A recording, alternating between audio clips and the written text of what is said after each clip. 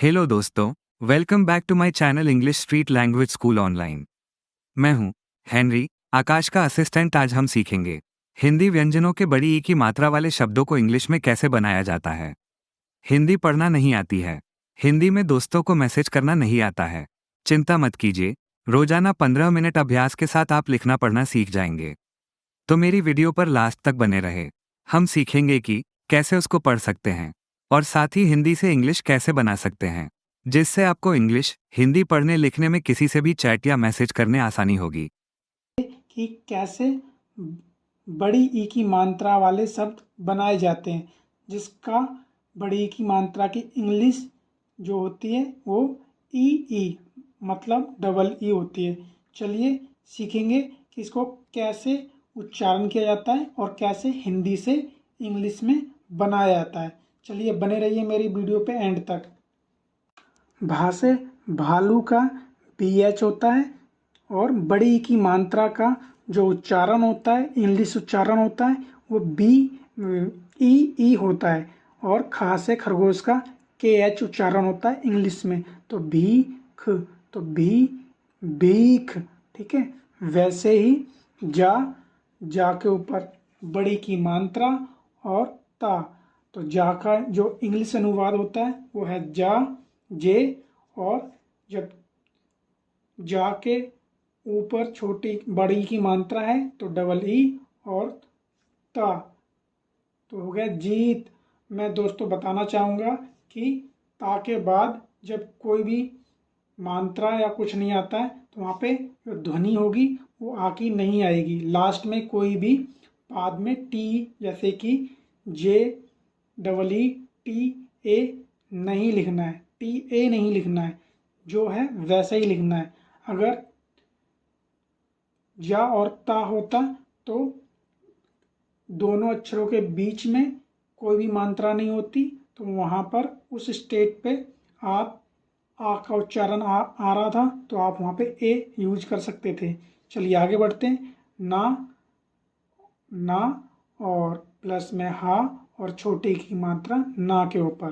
ठीक है, तो देखिए यहाँ पर ना है, ना का N होता है, और जब ना के ऊपर और ना के साइड में अगल बगल में जब कोई मात्रा नहीं है तो ध्वनि आ की आ रही है, इसलिए NA। और हा की इंग्लिश होती है H, उसके बाद मात्रा का सिंबल आ जाएगा डबल ई, तो हो गया नहीं। वैसे ही ना के ऊपर आ की मात्रा, ना का जो इंग्लिश मीनिंग होती है वो है N, और ना का फिर से ना फिर है तो ना प्लस में ना के ऊपर बड़ी की मात्रा तो डबल ई, तो नानी, ना नी। ठीक है, चलिए आगे बढ़ते हैं और देख। बा से बी, का से के, रा से आर, छोटी की मात्रा का डबल ई।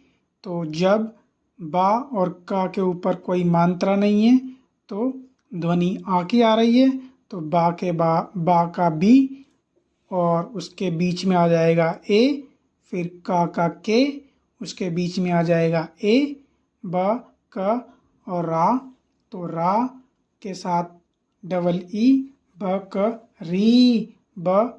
री, ठीक है, री, तो री डबल ई हो जाएगा री, तो बकरी।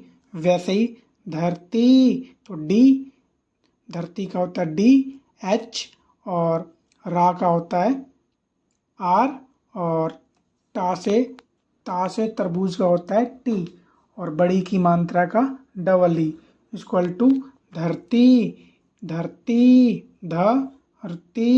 आप देखिए रा के ऊपर और धा के ऊपर, धा से धनुष और रा से रथ के ऊपर कोई मात्रा नहीं है, इसलिए देखिए धा के बाद ए आ गया है, DHA के बाद DH के बाद ए आ गया है, और धरती।